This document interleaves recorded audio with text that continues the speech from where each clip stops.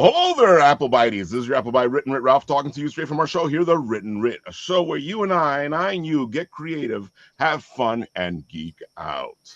Today we have a cataclysm of people joining us, and we're about to have some major fun geeking out and finding out what these people are up to. And it looks great, folks, and I can't wait till you see all the beautiful stuff they have planned. And I hear they might premiere something for you fans out there. Cool. Paul, I hear you've been busy. You've been a busy bee. Oh, it's been crazy, man. I love it. I mean, of course, we're stepping up to Garden State next weekend, not this weekend, but next weekend. So that's really cool. And, trying to pull together all the cool TE swag that I got for that. And we'll be offering a bunch of that. We'll have a contest at the booth. You'll be able to see Amelia Earhart and Professor C.T. Haugens appear there as well. So it's going to be a blast. I love Garden State Comic Fest. It's got to be one of the biggest cons I attended aside from New York City Comic Con. And it's just really a great experience. A lot of indie artists, a lot of vendors. It's really cool. A lot of fun. Definitely. We love Garden State Comic Fest. It's always a blast. Of course, it's in Cody Arena this year in New Jersey. And I got to say, I like it in Cody Arena because I can actually just take mass transit to get there. Yeah, it's really easy to get to by train, and they have a shuttle that comes from the station, so much easier than Morristown in a lot of ways. And it's a nicer venue too. It's newer and it's got air conditioning, so it's a great place. It's wide. I mean, the aisles are wide too, so you don't have to worry about bumping into a lot of people if it gets crowded. It's a really good event. I always like when it's hot because it's a hockey rink. It is so cold and That's true. It could be hot next week, and you'll never know. We'll see. It's New Jersey, so. Yep, New Jersey. JJ's asking, New Jersey, right? I'm like, yep, New Jersey. Yep. Yeah, folks, if you get a chance, head out to New Jersey. Check out Garden State Comic Fest. It is in the Cody Arena. Easy to get to. It is an amazing experience. A lot of cosplay, a lot of comics, video games. It has everything for everybody. It's one of those cons that is actually a con for everybody. And with that, we'll jump right into this because, I'm excited, Paul. I got to tell you, these guys have done some great stuff. I'm impressed by all the things they've put together. And I want everybody to hear about what they've been up to. So who is going to step forward and give us the spiel? Hi. My name is Caden Walls. I'm co-founder and co-owner of Cataclysm Comics. I have co-written one book that we've actually released and has physical copies dropping soon, called Black Gravity. And with that, we essentially have a love for making indie comic books and getting them to be well recognized among, a lot of other popular books. We really want to go to the next level, and the other people who are in here are some awesome members of the team. I gotta say, right away, the covers really stood out. When I was checking out all the covers, when you guys sent me all the information, I was like, these are beautiful covers. Oh, thank you. With Black Gravity, it's actually a homage to what the character is based off of. I'm a huge Green Lantern fan. So Green Lantern Far Sector, it's a homage to that cover, which I really love that cover that they released for it. So what a better way to really get the feel of the cosmic world of Black Gravity is with a Green Lantern cover. I agree. It does show it off really well, and it looks beautiful, as you guys can see right there. And dude, this website, I gotta say, like I've seen some guys who have been doing this for a while, and their website does not look this pretty. That's also a me thing. As you can see, I'm mainly a designer on the team, as well, of course, being co-founder and co-owner of the company. I'm more of the graphic design person. You're doing a good job. But I can see that you guys work as a team because you guys keep saying it as a team, which is important because, we've also seen a lot of people come on and, you sit there and you go, oh, this is a team. Yeah, something we've spent a lot of time trying to properly develop is how to work as a team. And so like we always tell people that our staff, it runs more like a professional group chat than it is a bunch of like stingy stuff. We spend a lot of time trying to make sure that not only is everybody doing work and like producing content, but that everybody feels like they have someone to talk to about their content and like share, because first and foremost we're all friends in a business together, and so that's a very important part, is working together as a team. And it is. We talk about this a lot here on the show, especially when you're making comics. When you're doing anything, you need to make sure that the people you're working with work well with you. It's one of those things that you Definitely. need to look out at. And I know I when I was starting off early on in the comics, I thought you would just pick an artist and do a project. But sometimes what you need to do is figure out if the artist is good for the project before you even decide to bring in the artist. And that's me talking as a writer. And that's actually very true.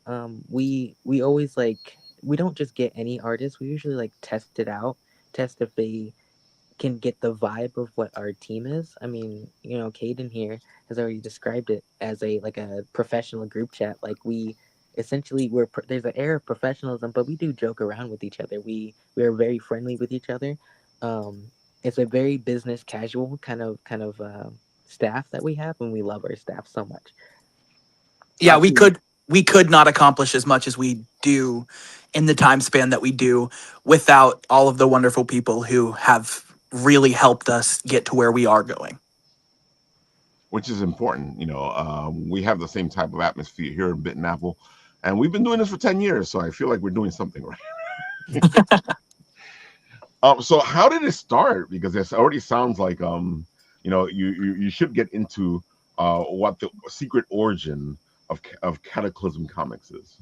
Okay, so Morgan and I, we've mentioned it a couple times. We started this together. Um, Originally, we were more interested in making. Are you familiar with the term machinima?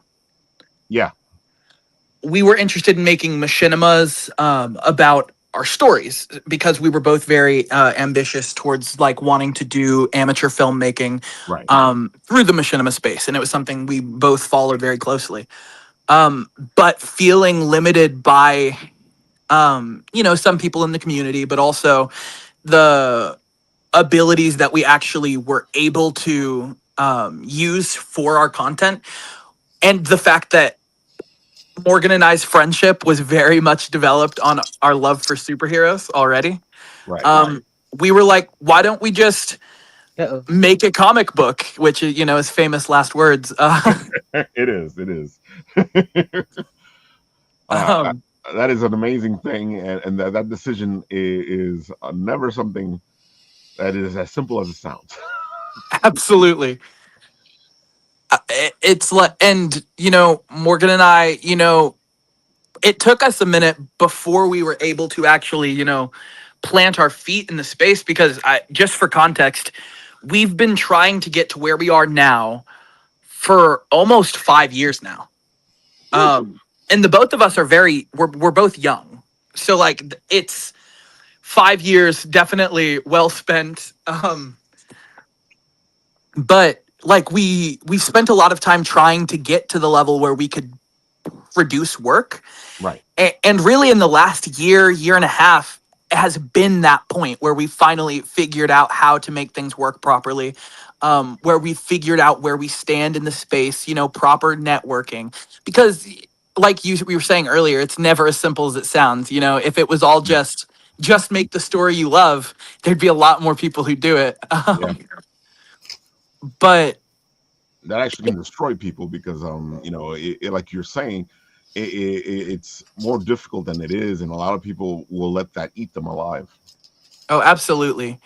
And like we've watched it happen, because like, so whenever we left the like machinima space, there was a lot of people who were like, we want to do this too. Like there was a lot of people who were like, this inspires us. And I can't think of any of them that have actually stuck with it as long as we have, that we've known in that space, because it's not easy. Like, no shame to those people for not Exactly. Yeah. being able to do it, but it's not easy. So yeah, a lot of this just comes down to Morgan and I's love for comic books already. We're both huge comic book fans, Especially DC. especially DC, and wanting to, also having problems with the comic book industry. That was one of the core things that we started with as comic book fans, was going, okay, we feel like industry level comic books have become action figures just getting slammed together, at least 90% of the time. And as someone, my favorite comic book of all time is like The Watchmen. So it's like, I love themed medium.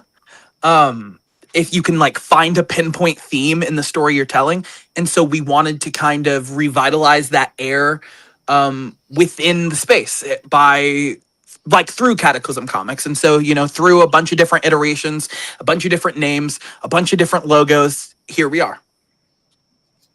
Which is important because yeah, a lot of people don't understand that it's actually a journey, and you're explaining it really well right now, because it is a journey, and the whole thing is to stick on that journey, because it's going to try to force you to get off your journey, and that's when you don't go to where you're supposed to go, because you didn't stick with it.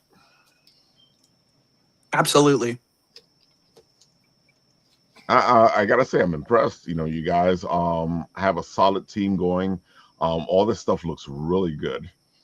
Yeah, no, I've seen the covers that you have, and they all look really good. we really And strive to have art, like really good art. mhm, Not saying like other indie companies don't have like good art, but like we're very artist in front, very right. artist in mind company. We actually like our sort of marketing is geared towards artists as well. We're really trying to get that artist market theming wise.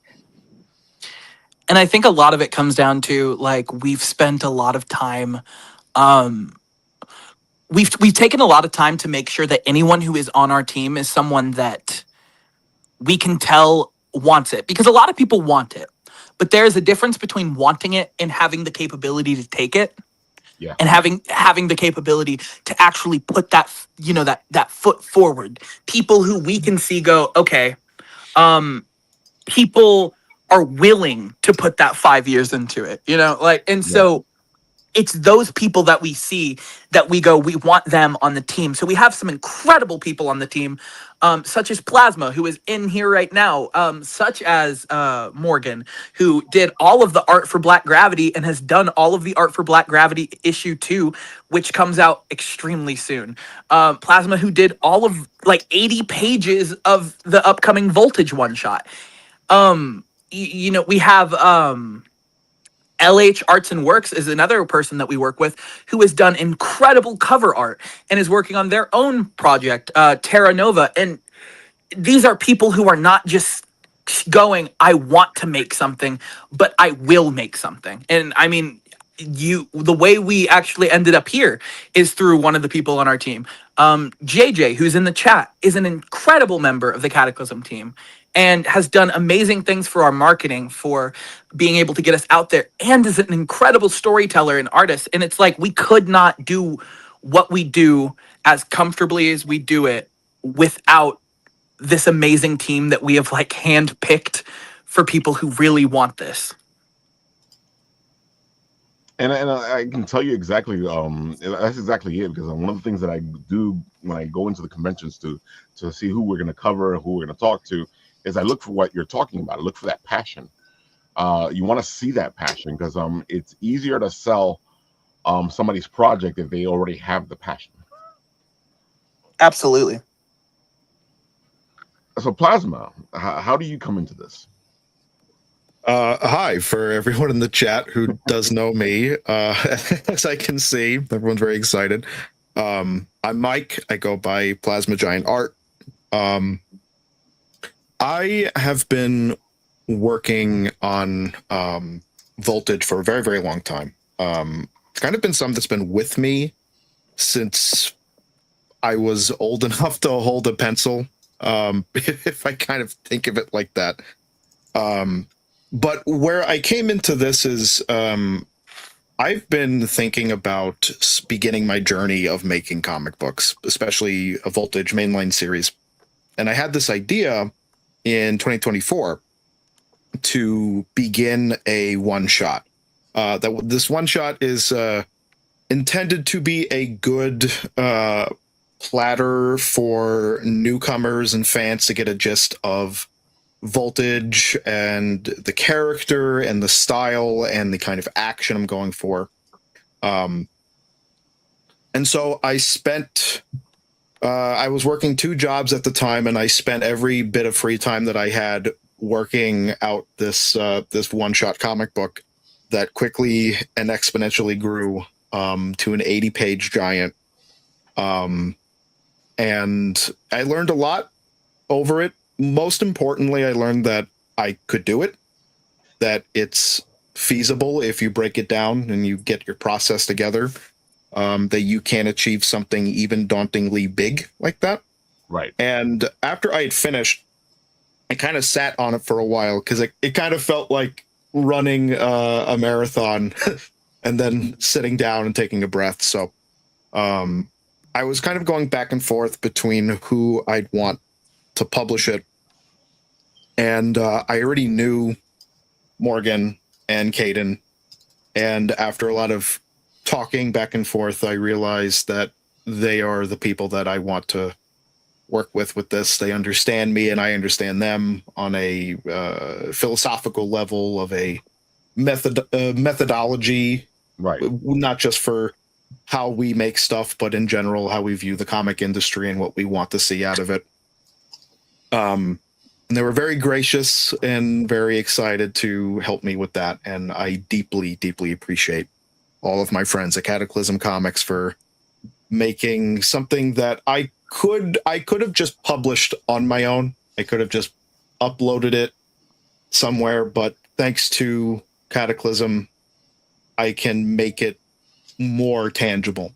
I can put it out in front of more people. I can have a community behind it, and hopefully have physical copies, which is the dream. Holding it in my hands would be absolutely amazing. You know, that's what we all strive for, is to make sure Yes. that we can see the physical manifestation of the passion that we're trying to pour into things. And you're doing great, because, you know, one of the best things, one of the hardest things is finding a good group of people or a good team that will help you accomplish that. Yeah, Yeah, definitely. So I just want to, because I know Plasma won't say it. Plasma took a huge risk on us, like specific, like, and did a lot for like accepting coming to us, because Plasma here has a really like a relatively large platform over in the Twitter indie superhero space. Right. A lot of people who are very interested in what Plasma's doing already. And so we found Plasma alongside, you know, the other 1,000+ people who are active in his community. And so we were not the only people to go, we see something in your work. And we're not a huge community or a huge, you know, publishing giant or anything like that. And it's going to take time for us to be. But Plasma took such a shot on us for taking a shot on him. I'm just incredibly thankful that he showed interest in working with us, because getting Plasma on the team is one of the most impressive things that we have managed to be able to do, because this guy's art, this guy's storytelling and his art, when I tell you it's incredible, it's beyond anything I've ever seen in this space. This guy's going places, and we definitely want to go places with him. I think it's in Caden's best interest to be hyping me up like this, but I do appreciate it. Thank you. Before I get going on any more communication here, I do want, since my account is up, I did want to take the time to shout out to other creators that I love very dearly, whose art is featured on there, the banner. Nightman Productions, and Corday Krim, both on Twitter, and I deeply, deeply appreciate not just them, but anyone who makes fan art. Like the way that Caden speaks about me is something that I've still not necessarily gotten used to. I do acknowledge that I have a bigger platform than I expected, because I'm not in this for clout and I'm not in this for fame or anything. I'm in this strictly for the work. I love putting in the work. I love comic books. I love other people's work. And I really like to think that no matter how big my reach gets, I want to keep that kind of mentality going into that. Because if I could use my platform for anything, is to show someone who might be looking at my work that this can be you, that the only one standing in front of you achieving your dream of making a comic book is yourself, and you can start it. Yeah. You know, we say that a lot here on Bit and Apple TV because a lot of people will ask me questions about writing and starting things, and I'm like, dude, just do it. After you do it, you can critique it and figure out how to improve it. Yeah, no, that's why me and Caden were at first. I mean, realistically, anyone would be hesitant to start this kind of thing, but Mm-hmm. we that's why it took 5 years to do it, because in about, I want to say, like a year or two of doing this, I did have a rough draft of what Black Gravity would be, but it just didn't turn out how I wanted it to be. Right. And then I was like, okay, maybe let's start over. Maybe let's rewrite this. Black Gravity, the script that was released as a comic now, it's, I think, the 5th version of the Black Gravity story. I actually have something from, I think, 2020 or 2021, which is the Black Gravity pilot, when we were still trying to hold on to that, doing that like filmmaking thing on my channel, on my Right. personal channel. I think I privated that. I'm not sure. I mean, it's probably still out there. I don't know. But yeah, we, even with filmmaking, we both, Kate and I, were just like, just go do it. You just got to go do it, and no one's gonna make the thing for you. For Agreed. sure. Because it's so funny to me because I don't understand why like I get it now. I actually get it because it's kind of hard to start something. But at the same time, if you don't start it, then you don't know what you're doing wrong. You don't know what you're doing right either. I had someone who is a really big inspiration to the work that I do, that I share everything with, one of my teachers from school. Um, they were my teacher in a film class, and they said something that sticks with me through any medium that I work in, and it was essentially along the lines of the difference between someone who makes television and someone who makes television is one of them actually makes it. Exactly. And that's something that I apply to a lot of, because it's like everybody everybody has an idea, everybody has something that they want to do, Right.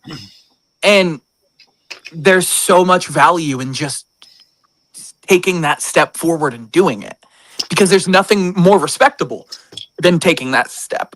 Agreed. And it's scary, and you got to get out of your comfort zone to do it.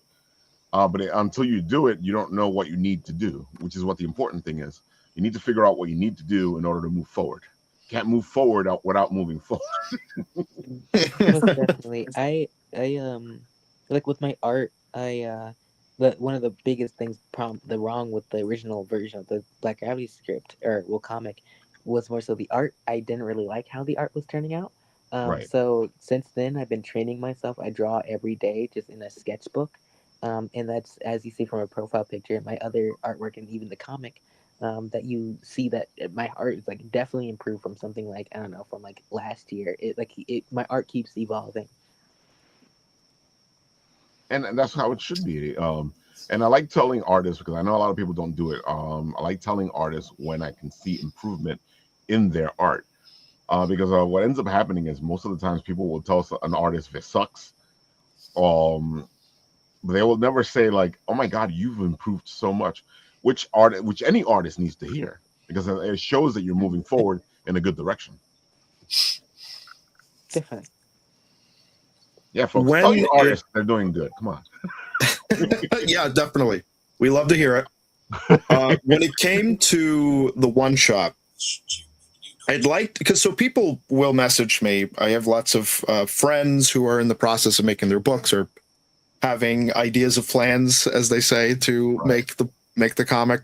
I feel like there's a lot that does get in the way, because you come into these projects, especially with a lot of expectations about what you want the book to be and what you want people to observe the book to be, and also in some ways yourself as a creator.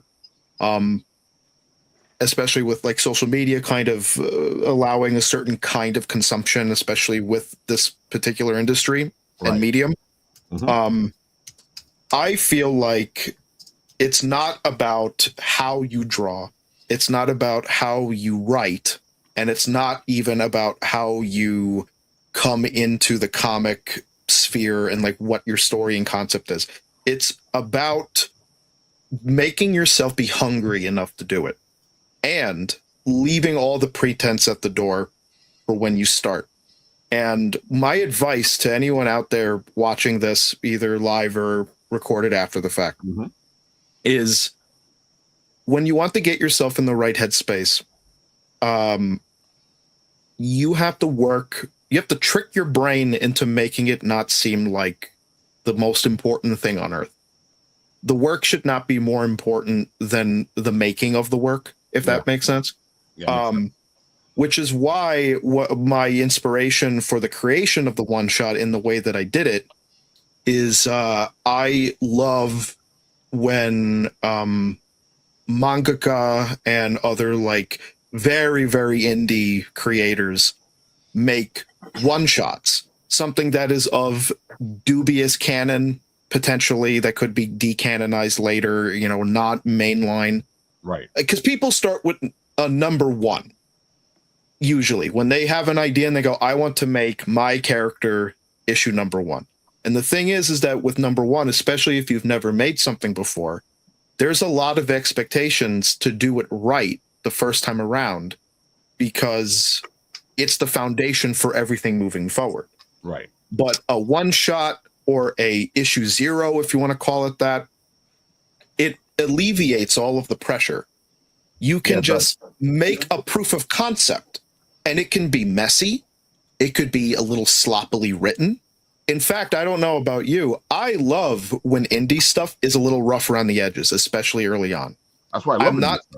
I'm not the hugest fan, nothing but love to all of the big creators out there in the industry who, are working artists, and they have works in, the big two or in the upper indie spaces like Image Comics. When a new book in an indie book is a little too polished, it doesn't scratch my brain just the right way. I like seeing the hand that made it. I like when the inks are a little rough. I like when the colors are, that said, there's a little asterisk next to that. Get your lettering right. Yeah. Lettering is the most important part of a comic book, in my opinion. It's so integral. It's the audio track to a movie. If you have a beautiful cinematography movie with terrible audio, it's going to be unpalatable to watch. And in that way, letters so important. But in general, like letting your shoulders relax and just having fun with it, do a proof of concept. It's a good way to gauge how people might react to it. And I also think it's okay if you realize that comics themselves isn't exactly what you'd want to do, because it is a lot of work. You got to be hungry to do it. I agree. And that's why I adore Caden and Morgan and Liz and JJ and all the creators at Cataclysm, and all of my other friends at I was going to say Prodigy Comics. Also, I'm shouting them out too. Big friends of mine, and the rest of us. They are passionate creators. They have a hunger to create. They have a hunger to create and make stuff for people to read and to see the positive change that that they want to see for the industry. And again, it's all the pretense. I'm not going to name names, but I feel like there is a lot of people in the indie space that come at it through, I want to get into film. I want to, God forbid, get involved in the culture war in some way. Bad news right there. Don't ever make comics to try and push something like that. You know what I'm saying? Oh, you should be doing it for the work, for yourself. It should be something you want people to see. It should be a story you stand behind. And always be earnest. Always let your passion show, even if it's a little messy. And I will support your book 100%. Completely agree with you. You know, and you're right. What ends up happening is, but you know, everybody has the right to be in comics or in indie for the reason they want to be in it. But it does change what you are creating when you're in it for a different reason, or a reason like you want to make money. Right. And I feel like the audience can tell, the readers can tell when you're doing it for clout or for money, or you're trying to grow into a more, quote, like respected media space like film or television or anything like that. I think the readers can tell. Even if they can't articulate it, I think they can pick up on how earnest you as a creator are being. And that's why I love micro indie books, as I call them. Like, I love people on Twitter with $300 like followers, 10 followers. Those people are doing it for the passion. They're doing it for the love of the game. I am addicted to that. So everyone out there that does that, love you for that. I hate to tell people this, but like if you're in it for the money, this is the wrong thing to do for a while. Right. Psychotic even to believe that. So at least JJ admits, I do stuff for money, but I make it funny. Oh my God. So why don't we stop teasing them and show them the special little thing that you guys have Absolutely. So for everybody who in here who is interested, JJ in the chat spent a lot of time making a official trailer for the upcoming Voltage one shot. And technically it drops with the Kickstarter tomorrow, but you guys who are on here are going to get to see the first peek at the Voltage one shot, which means I need everyone to remain calm. Yeah, gotta calm down. Yeah. Oh yeah. Also, he rushed past it. The Kickstarter is tomorrow, so please keep your eyes open for that. Yeah. Keep your pockets full. Keep your pockets full. Yeah.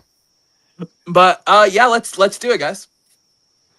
I agree. Let's get this going. All right. I think you need to back it up a little bit.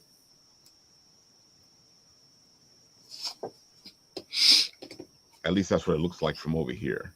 It is completely ready to go on my right, end. I'm probably getting a lag thing over here. Let's put it. Who's doing that for me? Yep. There it goes.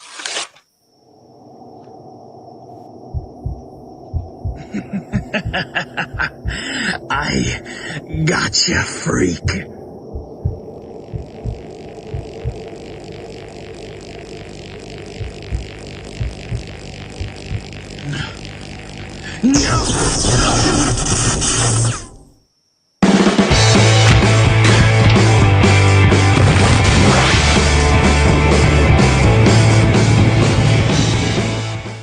My name is Sal Vasquez. I am 29 years old, and for reasons I don't know, I've been gifted with incredible powers. Powers that make me like the fictional heroes I've looked up to my whole life. They inspired me to want to do good, so I will do good. I am a superhero. I am Voltage! I didn't know you could do that.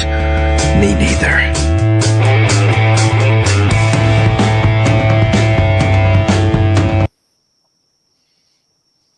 gotta say, I love the me neither. Okay, I need a Kickstarter link. Let's go. Come on.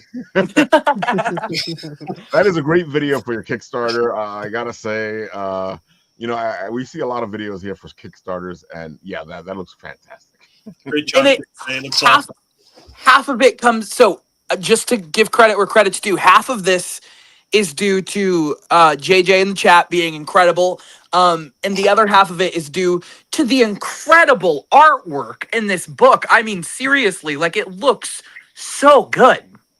I'm so excited to show it off. Like, I think I'm so proud of this book. I can I see even do why it. it looks amazing.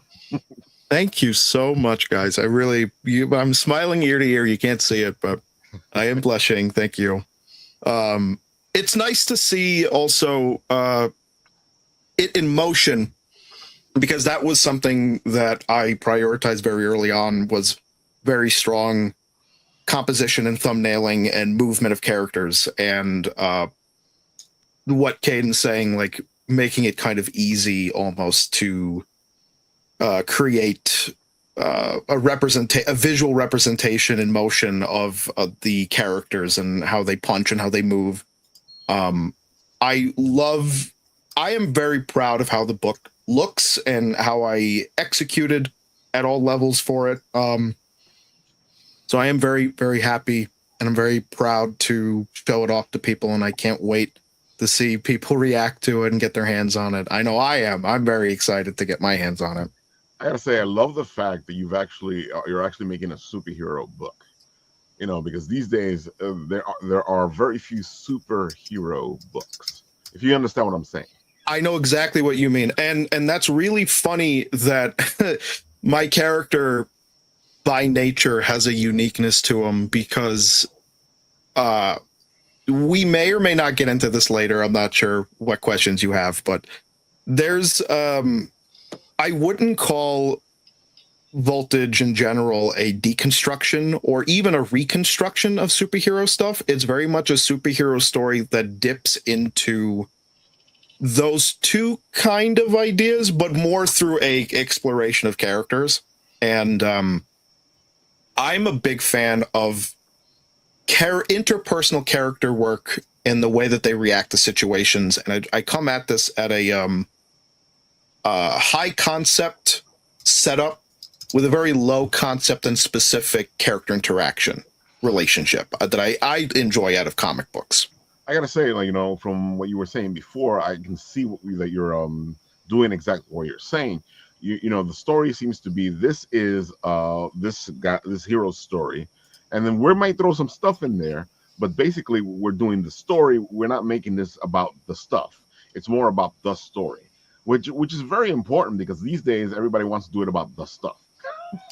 Right. When you make especially a specific genre piece like Cape Comics, there's like how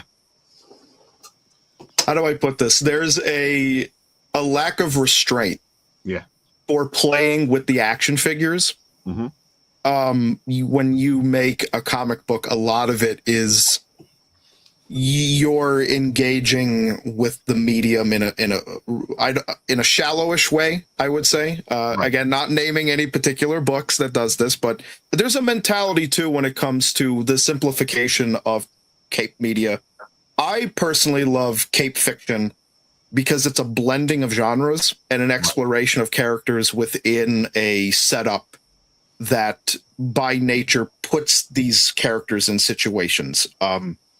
I love comic books when they have sci-fi, or when they have fantasy elements or horror elements, or when they blend genres together. And I think a lot of comics that are based on Cape Comics now that have superhero characters is self-referential to superhero fiction, right? Where it's a little recursive in that way. Mm-hmm. And there's nothing wrong with wanting that or writing that, and they are very successful and people do love them. That's not what I was interested in going into this. I'm trying to make something that feels iconic, something that feels very natural, something that naturally plays with the archetypal nature of comic books involving superheroes.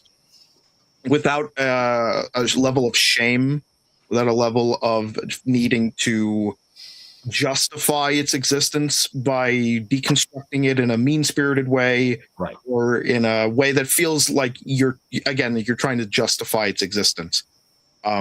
Because I have a deep love for cape characters. I love the big two, obviously.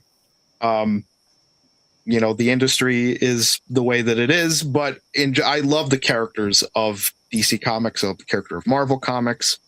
Well, you can see it from all of you guys that you actually have a love for it. Where even though we're talking a certain way, it doesn't mean that we hate the stuff. Personally, if I was to make an observation, I think a bad mentality when you're a micro creator that's trying to make cape comics is having a level of reverence for popular intellectual characters in a way that you feel you are below them, and you have to either, again, justify being in conversation with them or put them before you. I make Voltage like he's being published by DC Comics in a way that doesn't feel like you're so nervous about going up the bat with Batman or Superman or Spider-Man, because yes, the industry is by nature competitive, and they are your competition, but you can use that to your advantage, especially when you're making stuff that doesn't have the expectation of it being a giant thing. You can tap into the reader's imaginations and things that they know and archetypes, and you can twist all of that around to make something new that will make something iconic and earnest. Again, I am not the biggest fan of comics that feel embarrassed to be about the comic and instead feels like it needs to justify itself in some other way. Right. If Cataclysm, as with our goals of publishing, is anything, we are not afraid to be making superhero comics. We have we have such a love for superheroes in a world where I feel like people conceptually love superheroes, or they spend so much time just hating superheroes, but they still want to make superhero content. And I'm just like, why are you doing this to yourself? One of the core pieces of why we do what we do is because, so I mentioned earlier this, we can't stand this just action figures slamming into each other, but the other half of that is I can't stand this we're gonna deconstruct what it means to be a suit. I'm tired of these Garth Ennis brainchilds. These people spending so much time trying to be Mark Millar that it burns through the content that they're making. In a really, just personally as a reader, I can't stand reading it. I love. You call it intellectual in a juvenile way, where you're kind of taking these things that you feel are juvenile, and you see lots of creators, especially over the last 20, 30 years, that have done proper deconstructions of the genre and characters and all these things. But because you're not coming at it from an actual idea, you're just... Your idea is, I want to do Watchmen again. I want to do The Boys again. I want to do Invincible again. That's not exactly an idea, and you have to actually have something to say. Because, say what you will about any of those creators or any of those books, they had an idea and what they wanted to say. So, in general, this is not just a comic thing. This is anyone making anything. Please have an idea and stick with it. Be confident in what you're saying. They're all trying to be Alan Moore, but Alan Moore was making fun of the industry. Yes, and also Alan Moore and Garth Ennis as well. They had relationships with their experience in the industry that is personal. Yep. And I can tell when you're making something because you are appropriating someone's personal anger towards the industry and how they were treated as your own when you didn't experience it. I agree. Yeah. but that, you can see as you read Watchmen, you can tell that Alan Moore is making a statement. Yeah. And you can tell Alan Moore used to love superhero. Oh, like definitely. you can You can tell tell Alan Moore still loves superheroes. Yeah. you can see what exactly made Alan Moore bitter Oh, and yeah. reasonably so, as opposed to I want to make a deconstruction, but it's not deconstructing anything. One of the things because one of the things I love to ask people a lot is like, what inspired you? Like what is the basis of why you do what you do, right? And there's a couple things that I don't understand how it can be your inspiration. Like if there's a lot of people, I'll be like, okay, you want to make a superhero story, and that's wonderful. I love superheroes.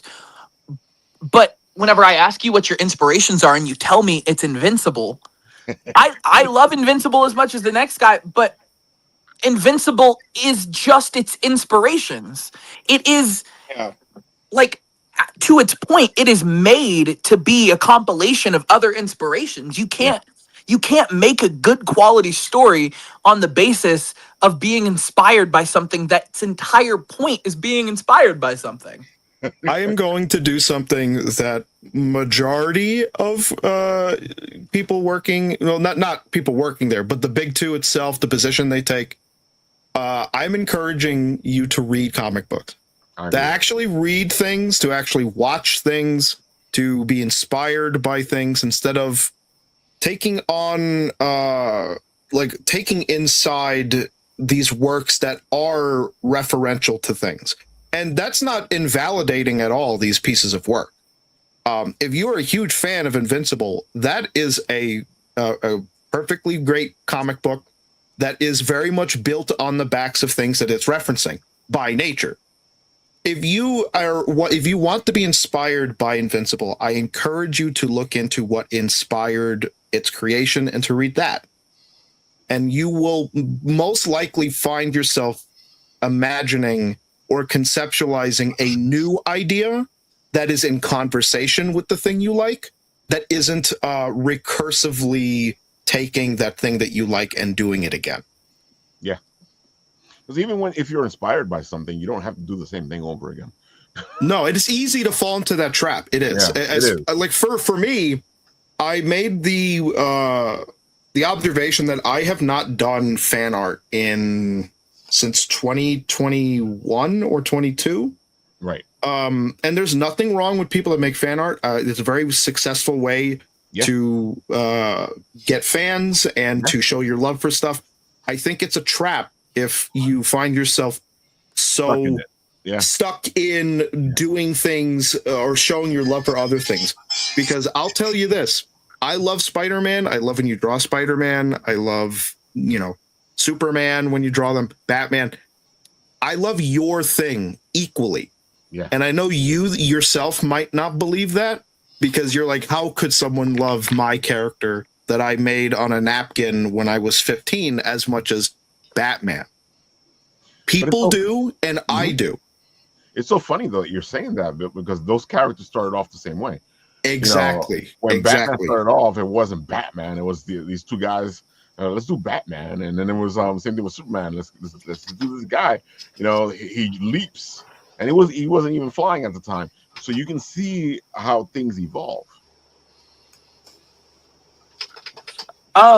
If it'd be okay, I'd love to talk about what exactly, how we plan to publish. Yeah, go for it. Because I think it has something to do with how this is set up. If you could go back to the website, there's some good information and stuff to show off there too. But essentially, this started off as Morgan and I wanting to tell our stories, right?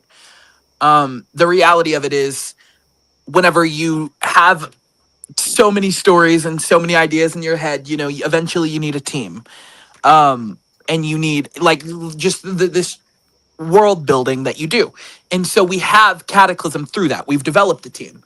But what happens whenever you have a team of 10 creators who, yes, they want to help with your project, yes, they want to they love your project, but these 10 creators have their own projects. Plasma has his own projects. And so a lot of the time we feel like in the industry there's a trap towards this, because there's this natural idea that, okay, if I do this work for them, maybe they'll show me support while I do this work for me. Right. And that's such a long time expectation.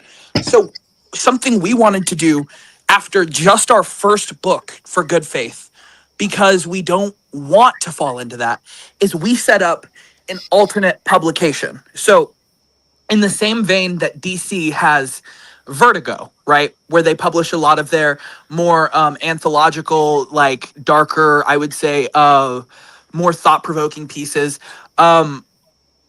We wanted to set up, so we have our Cataclysm mainline, Right. but then we have Cataclysm Elsewhere, which is our alternative publication where we publish the creators who have put time, work, and love into our stories and our community, and we give them the exact same attention that we would give Black Gravity, Right. or our character Dr. X.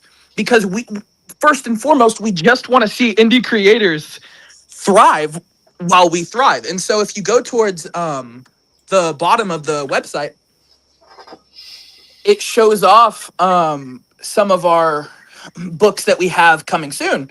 It should be on the, I think you can click learn more with about our company. No, I think it's the comics part. I think. Sorry, Your I'm putting excuse to look through this website, which is very, very well done. So There we go. yeah, so I So, started like, off- this that's shows off- the main one. this shows off some of our characters. You know, we have Black Gravity, which has a finished book. We have Unstoppable Comet, which has a finished script and is in production. We have Dr. X, which is almost done. That's my baby. That's my brainchild. Dr. X is everything that I love in the world. It is my tribute to, noir comic books, like superhero cape shit, like it's my love for thought-provoking media. We have Terra Nova, which that's in our Elsewhere publication. So if you scroll down there, it will bring you to Cataclysm Elsewhere. Not every story needs to fit into the timeline. Not every world needs to either. And so this shows you exactly, if you click Take Me Elsewhere, it shows you these stories that we are loving and that we are showing support for, such as, Voltage, which is our newest one. Like, we've put so much, we want to give equal platform to these creators who are in this other space. And so right now we have Terra Nova, we have Voltage, we have another book that is in the production phase. It's pre-production that we picked up, which is called Enforce. So it's not on the website yet because it's pre-production, but we have script in development, and we are actually doing this. And I feel like this goes to show that we are not trying to fall into the same space as, Big Two, but we're also not just trying to be Image. We don't want to Yeah, just we're not going to be another Image. And so that's why we have these. I like to refer to them as twin publications, because any platforming, any networking, any marketing, any love that we show, any podcast, anything, we show 100% the exact same love and community towards our Elsewhere books as we do our mainline books. And we always will, because we specifically scout out the talent that we want on our Elsewhere. So it's like we get an amazing creator with us, so we want to show them off. And so I feel like that is how we differ from some of these other publications that are in development. We're just as much about ourselves as we are about our team. That's Going very back cool. to that, we're just very artist focused. We, like, as you see, like our website shows off a lot of art. We're really trying to invoke that feeling that we're not trying to be Image. We're not trying to be the Big Two either. We're trying to be like very our own space, focused on art and creators. I tell a lot of people, I get asked by a lot of people what makes us different from every other indie platform in the comic book space. And the only difference I can ever come up with is that we are not content to just being in conversation for work as good as any other indie projects. We want to essentially we want another indie boom such as the early 2000s that did spark Image. Yep. But we don't want it on the basis of being Image. We want it on the basis of Image got that because they were unlike anything else at the time. Exactly. And so we want to be unlike anything else at the time. And so with that, it is why I tell everybody in this room, it's why I will tell everybody on our platforms, anybody who listens, I will tell them we are going to be the most well-respected publication of this generation. We are the future of comic books, and that is why you should definitely donate all your money into our Kickstarters. Exactly. Do you see why I felt compelled? Because that's a pitch, man. That's a level of confidence that I love to hear. And what's really great is Caden's really good at kind of moving things along and setting me up for this. He's a great co-host. I think me and him should do a podcast or something. I agree. That's also a piece of depth to say that.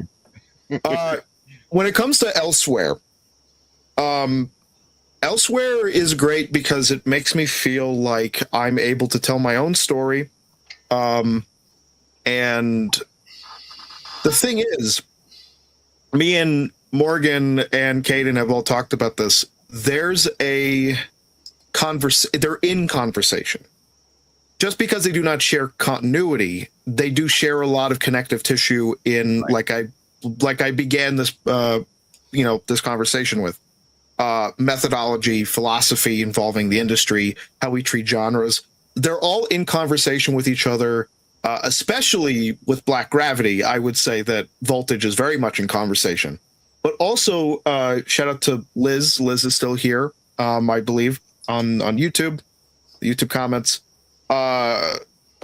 She's making Terra Nova, and Terra Nova being a hard genre blend that's very confidently moving into that blending of genres. That's very much what I love to see. Is people like having an idea and just swinging for the fences. And like I said, I love that from a lot of other people in this scene too. But Cataclysm, I feel like I really click with everybody here, and I'm very happy that I get to be a part of the family. I gotta say, we're looking at this image right now, and I keep thinking this will be a great cover. I had designed, that's actually the second or potentially third drawing I had ever did of Voltage in a modern sense. Right. Back in 2022, I had done that, and I did design it with the idea of it kind of being like a cover. So I think that it would be great. It would be great to recreate it with kind of what I know now, not change a lot of it, because it's very successful. I gotta say, the reason I love it as a cover is because I like how simple it is and how detailed it is at the same time. Thank you. That in general, I think that's really, along with that. Really good at doing a lot of shadows. They like a lot of blocking. Plasma's just so good at that. Yeah. In this entire conversation, I'm just now realizing, have we showed you guys the official cover for Voltage issue 1? Because it's incredible. And I don't think we've shown it to them yet. Yeah, let's do that. Let's do that. Do we have that? Here, just Caden, pull that up, please. Yeah, absolutely. It's kind of while you're doing that, I'd like to shout out the Frauds creators in chat, all my friends. I love all of you very deeply. Joe and Pointy, and all of you are my friends, and I'm so happy to have such a support group. And more than having just fans, which in and of itself is still crazy to me, because again, like I said, I didn't do this for any kind of clout or anything like that. I'd like to believe that everyone who enjoys my work is at least a friend of mine. And I do love you all very much. I should probably put that in the comic when it gets printed. A very big thank you. I have such I'm very humbled about that, and because again, Voltage has been something with me for a very long time, and it did go through a reinvention. Like I said, once around the time I started making these art pieces, the idea evolved a little bit, or a lot of bit, from when I was in high school when I came up with the concept. As it should. And now I definitely, I feel lucky. I feel very lucky because I kind of went about this in a risky way, in that I came up with the design, I came up with the powers, I came up with the villains first, and I didn't actually have an idea about what I wanted to use these characters for and what I wanted to say with them. And I was very thankful that around like 2022, when my account was beginning to grow and I wanted to shift focus back into this character, I realized I did have like a miraculous kind of epiphany of an idea that I'm very excited to move forward with and make more Voltage comics, the mainline story, which for anyone who will read the one shot, I am, even though I did design it from a standpoint of like not having hard continuity, I relaxed my shoulders a bit. There is nothing in it that necessarily breaks anything, and I did put a lot of teasers to things, that like ideas that I want to talk about in the future. So I'm very I think this is a very successful like one shot, and I'm very happy for people to read it. And I'm very happy that people just love Voltage. And hey, Voltage Plasma loves you, and so do I. Plasma, I wasn't able to share on Discord because the DPI. So I sent it to you on Instagram. You sent it to me on Instagram. I do have the full one. Can I? Because I'm at my computer. Can I just use that? Yeah, absolutely. Sure. Okay. Well, let's.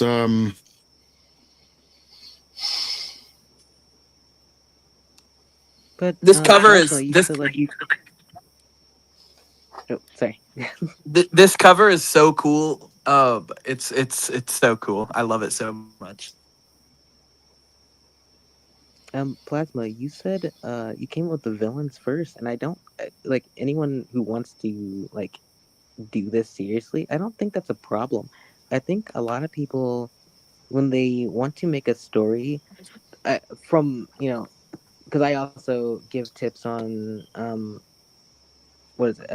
writing characters as well, specifically characters, and I've always advised like your characters always have to relate to the story, and seeing that you've done that with all your villains, I don't think that's a bad thing as long as someone makes they can. I think we lost Then Morgan. goes into the character or the Mhm. story. I think it's much better. I agree. I agree. I agree with that. I also believe that as someone who did say that, I can stick with what I said, if just for the fact that I had a good amount of villains when I was a teenager, when I was drawing them in my math notebook instead of doing math homework. A lot of them had to be scrapped. I'm lucky that the main villain was able to be recontextualized. Hold on, Mike. I think we're good. I don't remember, Caden. Did we like the one with my name on the bottom or on the top? So I have the one on the top. We went with it on the top. On the top. Okay, so I'm gonna add this in.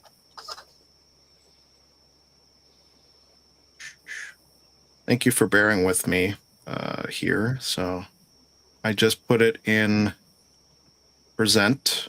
Hopefully that should come up. That looks awesome. Thank you so much. Yeah. Ralph, do you have the link to the Kickstarter? Not that I'm putting my nasal voice Oh in. no, they don't have the link yet. But they need to tell us when it starts. So when is it going to start so people It's know going to start tomorrow. Are you not listening? What's the No, problem? no. They need to So- say exactly what time they're starting this. I want to follow it. Can you put the link in or what? No? No, they don't have a link yet. They don't have a link yet. Okay. So what time are you guys starting this tomorrow so people know when to be ready? I'm going to Morgan and I are going to talk, and it will probably be sometime before 1 p.m. CST. So they need to make sure to keep an eye on your Instagrams. Absolutely. And our biggest, like, we have a Discord server of over like almost 200 people now who are interested in what we're doing. So like they always get like the first the first serving of what's going on. Yeah, So if you're on the Discord, you'll get this before anybody else. we really encourage people joining the Discord. Do we have the link for the Discord? Yeah, we can absolutely get that in there. Hold on All one right, second. cool. Let me have it and I'll share it. Yeah, because you can't search for anything in Discord. I know that, so you got to know where the link is. That'd be great. Absolutely. Just 1 second and I'll get you in here. No problem. The excitement in this group of people. You guys are beautiful out there. Love a good audience. Yeah, I tell you, you can't like there is no you don't find them this passionate about what we do. It's incredible to me. It is. It's amazing. Like we was telling you in the green room, it's always good when you can have a following like this before you have all your stuff out, because that means that these guys will be hungry and you guys will be giving to them what they want. Yeah, see, we love comics. We love comics. It's not so it gave me the ability to send in links earlier whenever we were in the green room. It's not currently giving me the ability to. Interesting. Send me the link. I believe I can try. All right, yeah, I'll send it to good old Plasma. Thank you. Did you have any questions for me about like the comic itself? Because I'm happy to discuss anything about that. Well, I feel like you're answering your own question. If you feel like the audience needs to know, then you should tell the audience. Well, Voltage is a superhero, and he has a big lightning bolt on his chest, and he does some stuff in this comic book, and I think that's pretty cool. You should probably consider buying it. That'd be really nice. He's kind of like Superman if he was blue. I guess less blue if you think about it. Well, remember, Superman was blue at one time, and he had lightning powers. He did. That was an inspiration in my mind going into it when I was a teenager, when I initially conceptualized this character. Yeah, I remember there was like Superman Blue and Superman Red. I like Superman Blue and Red. I don't know. I thought that's a cool concept. I love that era. Yeah. So many people were bitching and complaining about it. It's really funny, yeah. I bought it anyway. Doesn't matter. That's why we were like talking about the deconstruction thing of superheroes. Like, why would you want to deconstruct superheroes? They're so silly. They're inherently silly and campy, and that's so fun. As a Green Lantern fan, it's something that like I really hate looking at some recent Green Lantern stuff. Yeah, no, like something that so Dr. X is one of our upcomings. The entire script's finished. All the pencils are done. It's in the final stage of its inking and coloring, lettering, all that stuff. Something, because I wrote that book by myself, something that I really approached with it was this idea of, I want this to feel like a modern look at picking up a character's first ever issue. Right. Because I love an origin story as much as the next guy, right? I love it. It's very superhero-y. But there is nothing like your first issue of Batman where it throws you into this world and it's like you get, half a page maybe explaining Bruce Wayne as a character. And it's just seeing how it used to be. Exactly. And it's like, so something I very much with Dr. X was like, you might see him without his mask one time in this entire, 35-page book. And it's like, even then it's like engulfed in chat. You're just with the superhero in the book. Like And so obviously, yeah, I'll touch on his storyline and his like origins and stuff like that. But there's something special about a first issue for a character Yeah. just giving you this world unapologetically.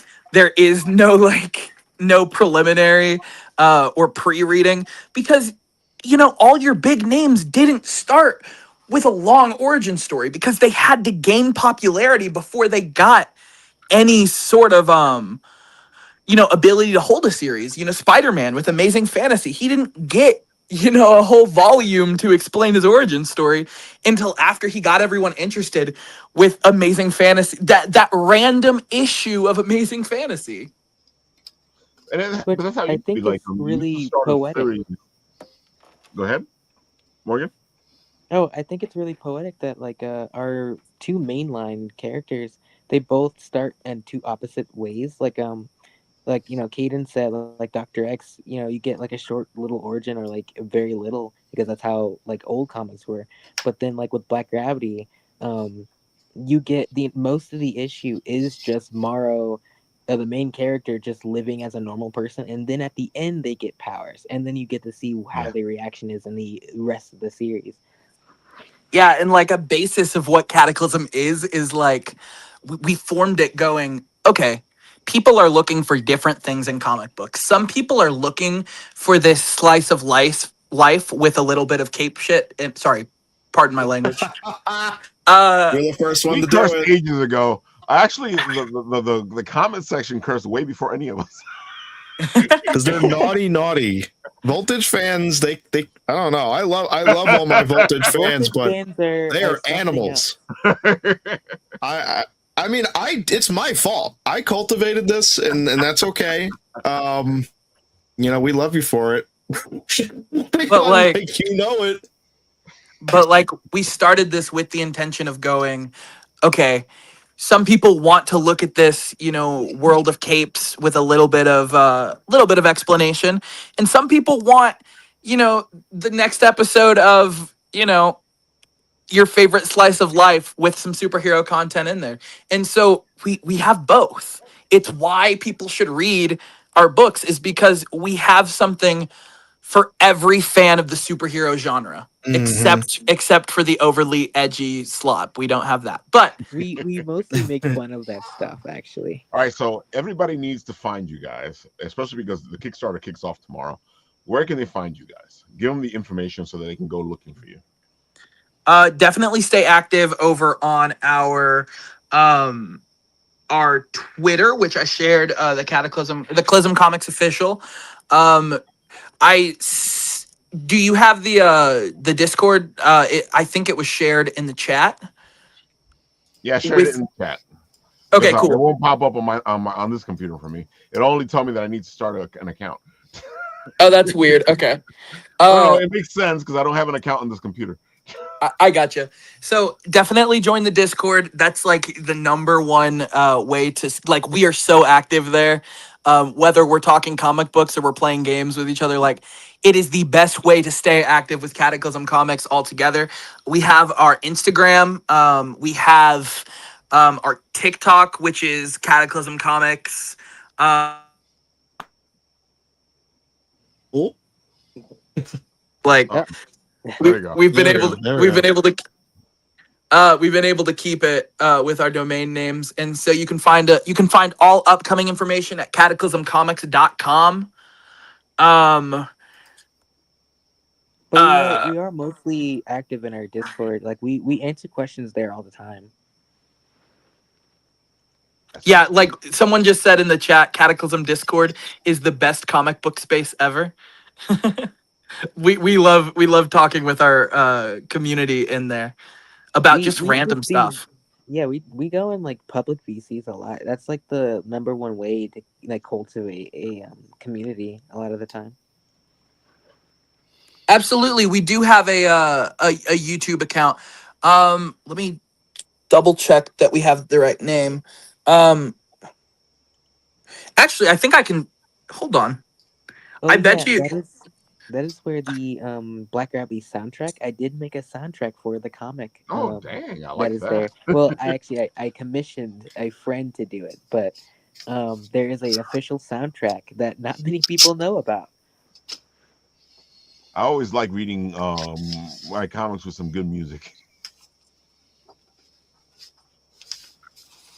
You really Good get the music sense makes of comics better. all my inspirations in that soundtrack, such as Green Lantern, a lot of Power Rangers. Like Black Rowdy's main theme is very Power Rangers like. It was the guy who drew Chairman. I commented from the Cataclysm Comics YouTube account. So that's another way to keep up to date with what we're doing. Right. We are currently publishing through Global Comics, which you already have pulled up. We have book 1 of Black Gravity up there on Global Comics. We have a little, like, it's a free to read prequel comic, which is a part of a larger upcoming, like, just series of small comics in the Black Gravity like space, called Small Orbits, and you can kind of get some preliminary information about the book that you're reading through this like beautiful sci-fi, like, I don't know, it's incredible art from Morgan. I tell you guys, as a writer, and I dabble in character design, but not very well. As a writer, I am so impressed with the people we have on our team. They do such incredible work. Of course, there's the Just Instagram. to say, like with Small Orbits, even though it's like a complimentary series, you don't have to read it. It's always just like, if you want a little more information on like what is happening, that is where you would go. Hey, who's that blue guy on the top image there? Who's that? Oh, that's Who's that blue guy? That comic looks pretty cool. Yeah, that's Yeah. Voltage. Wow, look at that. Do you know? Wait, you guys are publishing Voltage? That's crazy. Yeah, I know, it's very That impressive. is crazy. Speaking of Voltage, here's some reasons why you guys should pledge tomorrow whenever it's up. And why. So 1, digital PDF. 2, prints. 3, sticker sheets. Okay. We have stickers. We have sticker sheets. Yes. Woo, stickers. We have stickers designed by Plasma himself, that are really cool, that I can't show you guys yet because it's a surprise. And because if you pledge, it becomes 100% more likely that we get more Voltage content. And we like to say that here on the show. It's when you're supporting a book, you're supporting more books from that creator. Absolutely. And I basically, my plan for this pledge stuff is I'm just going to keep telling Plasma to make you guys really cool content for pledging, and you guys are going to pledge more, and then we're going to get really cool more content. It's a infinite loop. Please, I'm on my hands and knees begging, please, oh please, I got tears in my eyes.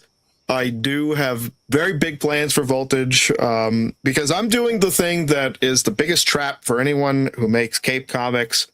I have 100 issues in my mind plus of like all these arcs and all these stories. I'm like so excited to get that going, get that started. I have Voltage #1 in the works, so we are moving forward on that.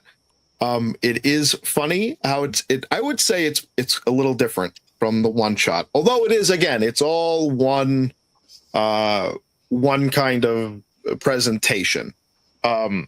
So like for me, when I create, I to kind of get into my methodology here, I want to kind of blend the positives of a lot of influences that I enjoy, Western and Eastern comic artists, kind of like blending and marrying these kinds of something that feels a little old school, because I've gotten a lot of compliments that it feels very 90s image, or like feel that, Valiant. like, that's what I was already saying, that you have this superhero feel to it, and it's that 90s superhero feel.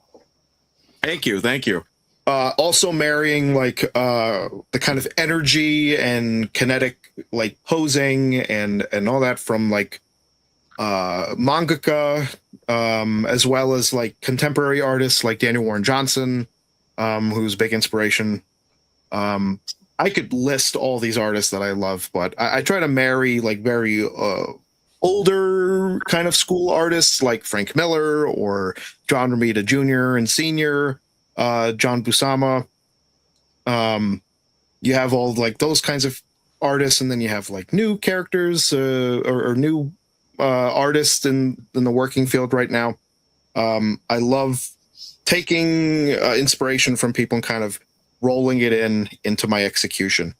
And with that in mind, I want to take a kind of a Voltage. The main book will be very much about reflection. It's very thoughtful about being in one's thoughts. So big inspiration for what you might expect. I'm a huge fan of Brian Michael Bendis's Ultimate Spider-Man. So there's a lot of that in there. Because I did a comic, it's on my Twitter, which by the way is at Plasma Giant Art, if you wanted to go support me there. It was called, in the end of the day, it was called The Lesson, that I had named it. And it's a great kind of showcase of what I'm kind of what I'm trying to go for, which is when I have action, I love heavy movement, big, bold poses, motion lines, very like energetic and weighty action that makes you feel it. Don't even bother looking it up in there. It's so buried with memes. I'm very bad with that. Like, I'm just throwing them where they can go. Yes, please, I'm not going to help them out. Fair enough. Yeah, that's a little fun treat for all the fans who got to work for it.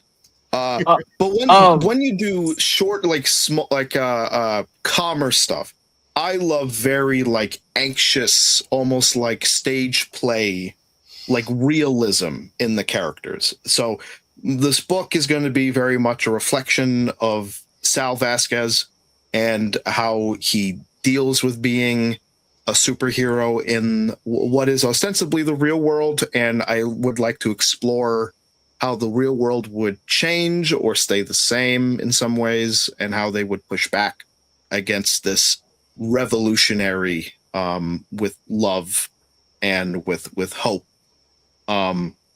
In a way that feels very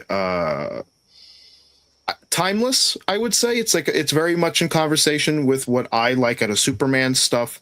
Right. Also, like Sal is a very interesting character to me because I designed him in a way where he's very much he's a Clark Kent kind of character, but he isn't like Clark Kent. You know, he's very much like a real guy who loves superhero comics. So he is someone who has taken in his whole life the lessons and the kind of mentality from superheroism from comics that he reads.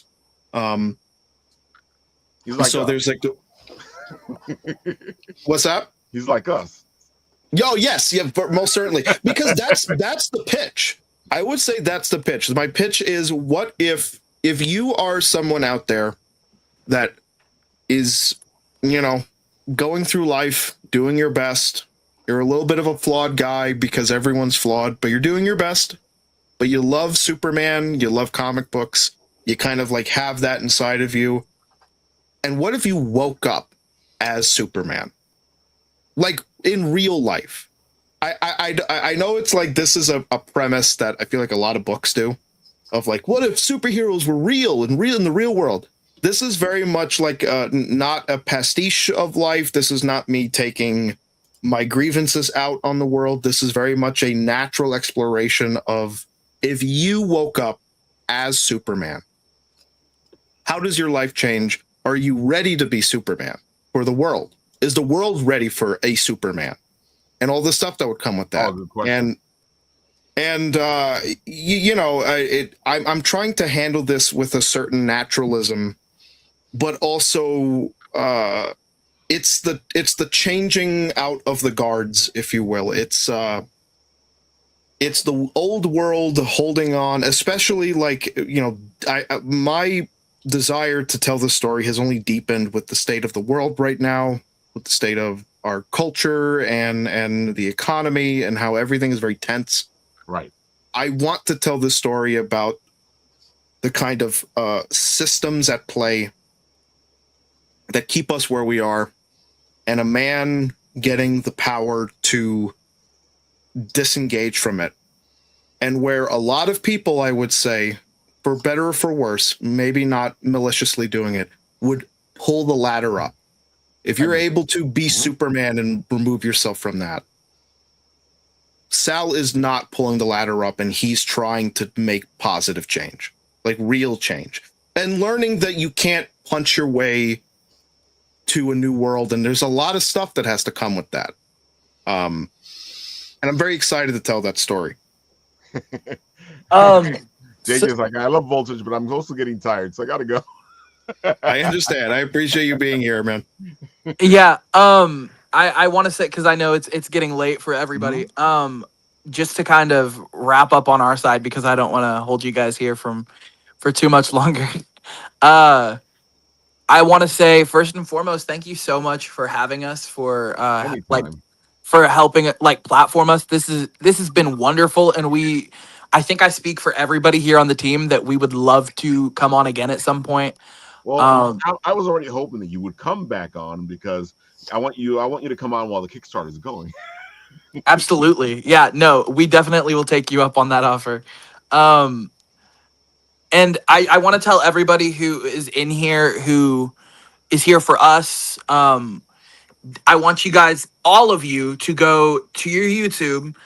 I want you to type in Bitten Apple TV, and I want you guys to make sure you subscribe with your notifications on, because we know if you have those notifications on, and if you don't, you won't get your copy of Voltage. It's the sad truth.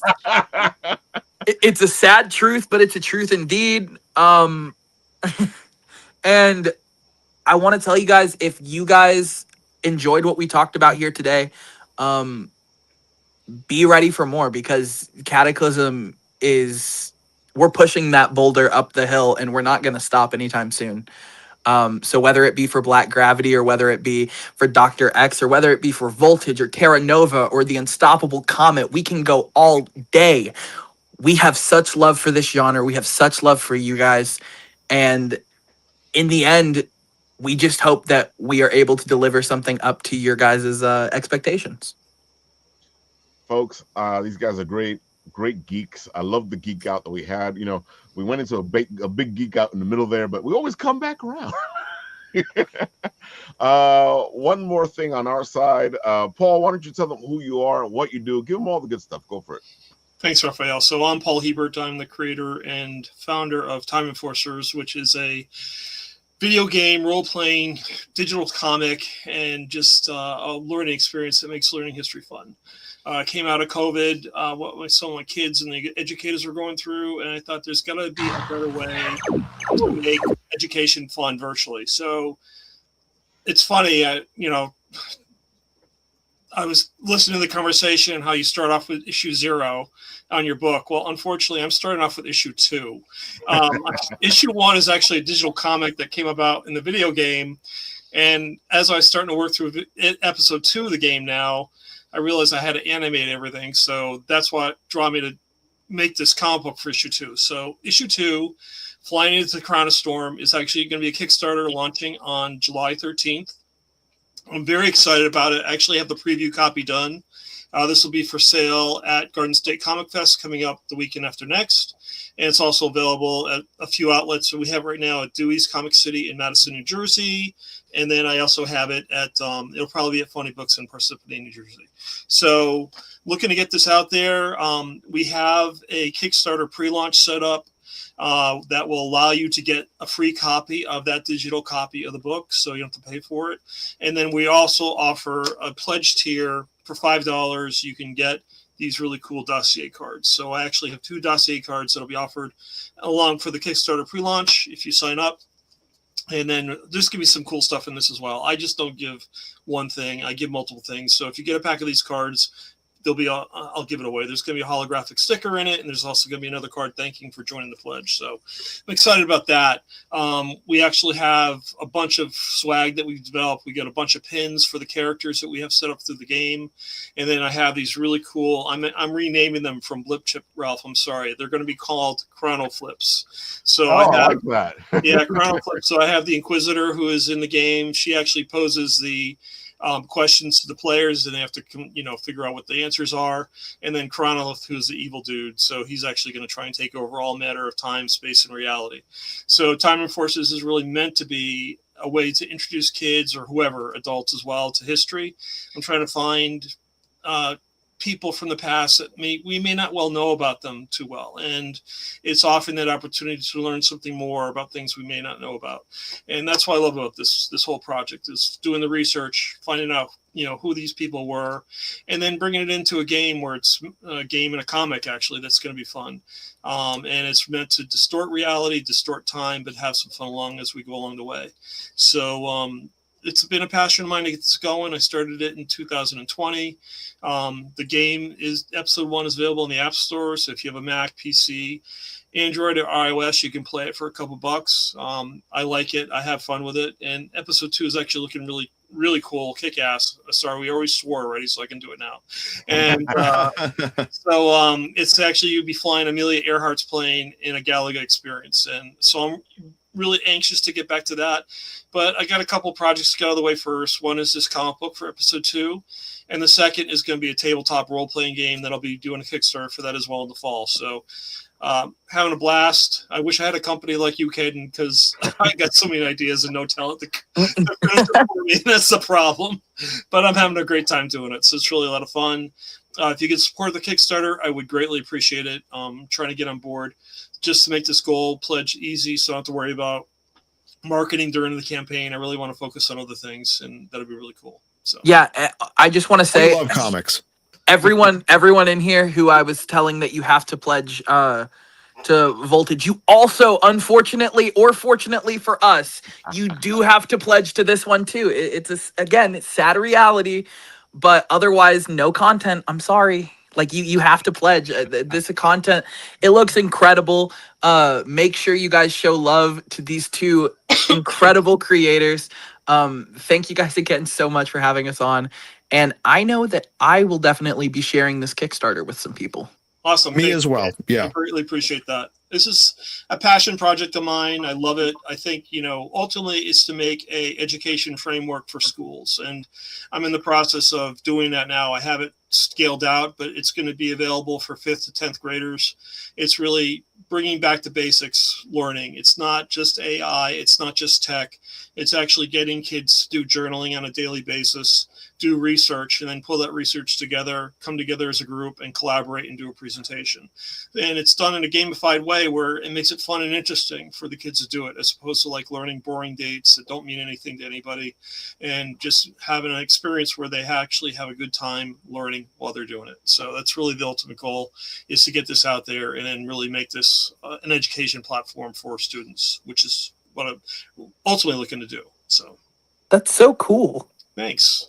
Oh yeah. Yeah, the comic is actually based on Universal Design for Learning. It's called UDL, and my wife, who's works with kids with disabilities at Fairleigh Dickinson University, she is my education consultant. We're working together to make sure that we make this as inclusive and diverse as possible for kids.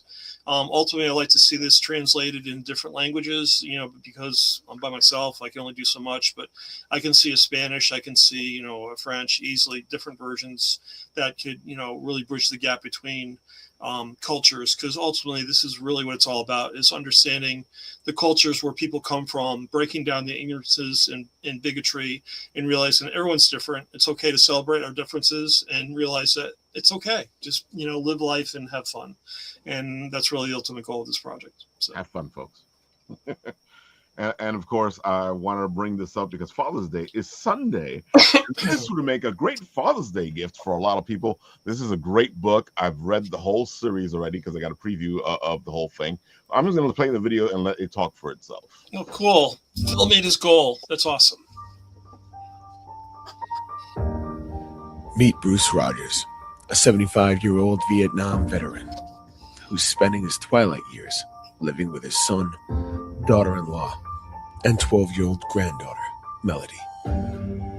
Bruce and his son have a strange relationship that has never been resolved. Melody is the light of Bruce's life, as they've formed a bond that never grew between him and his son, Craig. When a threat to Bruce's family arises, this old man must decide what he's willing to do in order to keep his family safe. What would you do?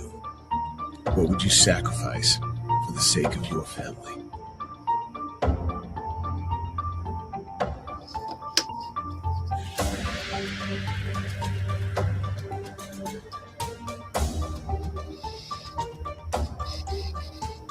Yeah, Phil is a great guy. This is a great book.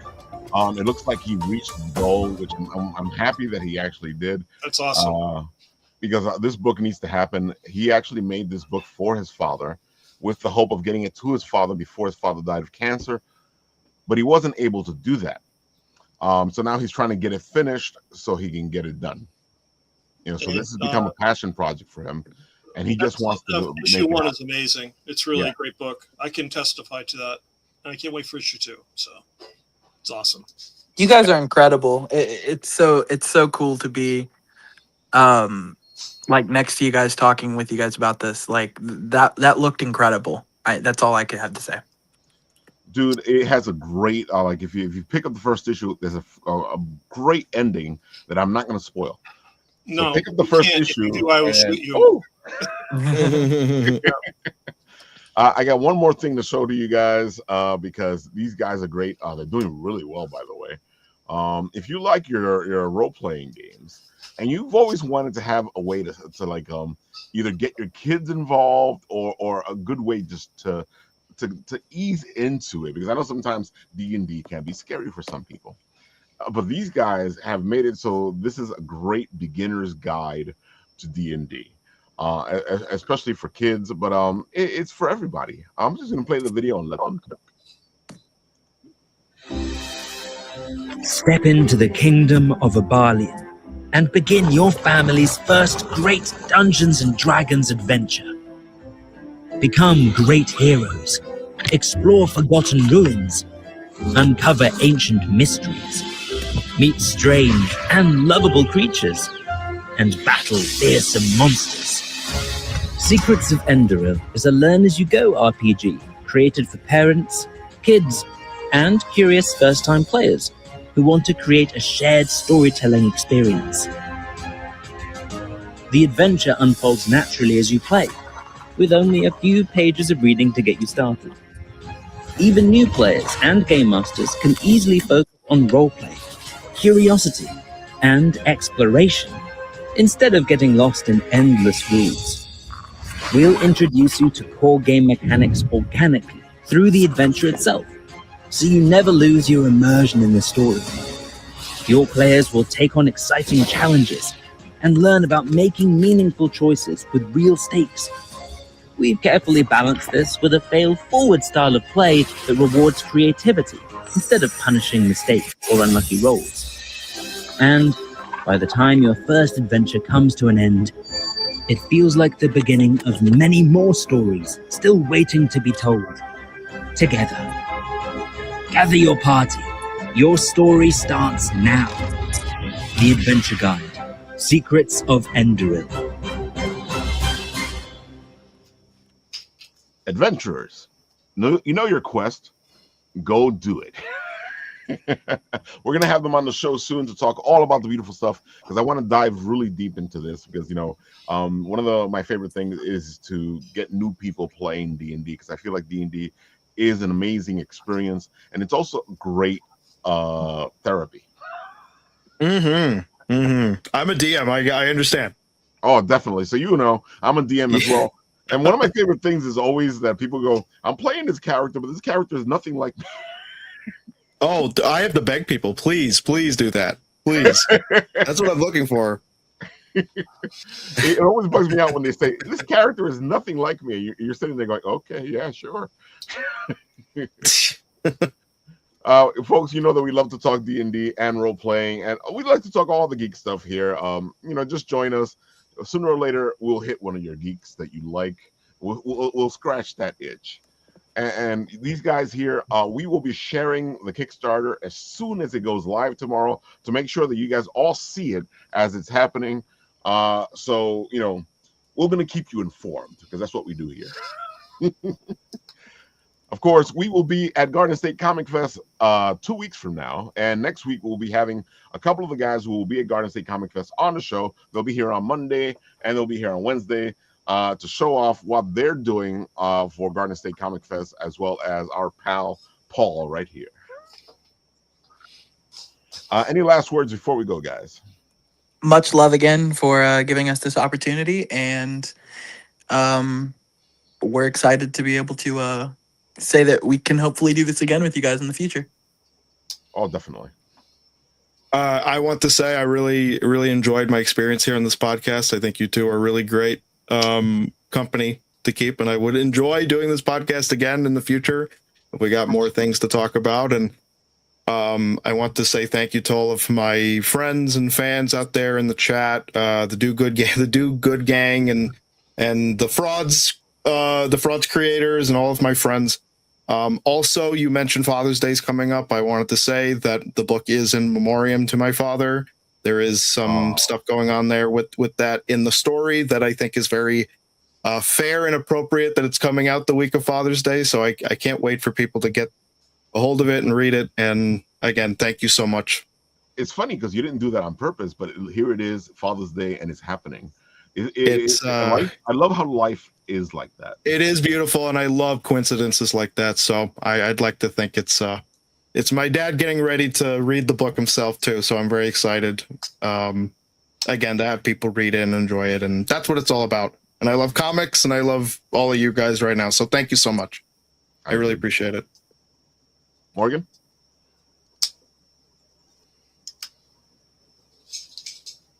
I don't really have any final words. I gotta say, like, I love the community for turning out, even if they're voltage stands. We love them. We love them so much. We love the support. I don't know what else to say other than what Plasma said. Oh, no, you guys were great. You guys gave all the information. We'll have you back on the show, especially once the Kickstarter gets going so that we can spread the word. One last thing on my part, it's funny that you guys were talking about all this stuff today, because I had just finished writing a little piece for Vocal on unfinished pieces, on the fact that we start things and sometimes they don't get finished, but it doesn't mean that you don't just leave them there and they stay there. It just means that this is the journey of this piece of work that needs to happen in order for it to get finished. So if you guys want to check out my writing and what I think about a bunch of things, go to my Vocal and check this out. I'm pretty proud of this piece right here. Absolutely, I will. Oh, definitely. I appreciate that. With that, I think I will do what I always do on the show. I will press the button, and where it stops, nobody knows.